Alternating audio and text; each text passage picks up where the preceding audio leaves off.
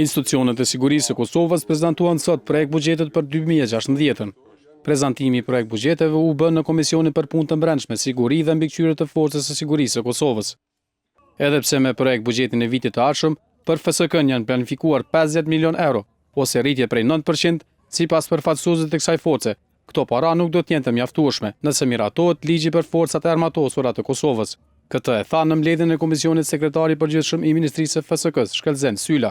Ne I kemi edhe të nënshkruar deklaratën financiare nga Ministri I Financave, që filluar nga viti 2016 vlera duhet të jetë 54 milion 0,08 euro, ndërsa për vitin 2017 duhet të jetë 62 milion 497.000 euro, ndërsa për vitin 2018 të jetë 67 milion 964 euro.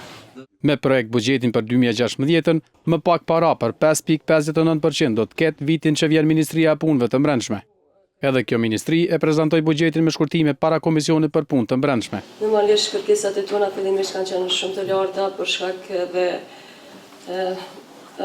punëve dhe aktiviteteve që janë bartur dhe janë shtuar në Ministrinë e Punëve të Brendshme. Buxheti që është aprovu, domethënë në qeveri, në Ministrinë e Punëve të Brendshme është I zvogëluar për 5,59%, domethënë është shkurtuar, ka ndodhur 2 shkurtime në paga dhe në mallra dhe shërbime.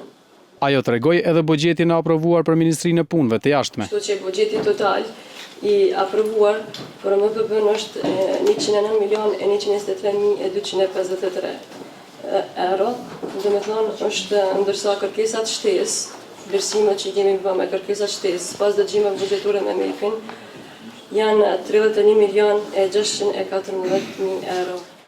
Projekt buxhetet në komision I paraqiten edhe Policia e Kosovës dhe Agjencia Shtetërore për Mbrojtjen e të dhënave personale.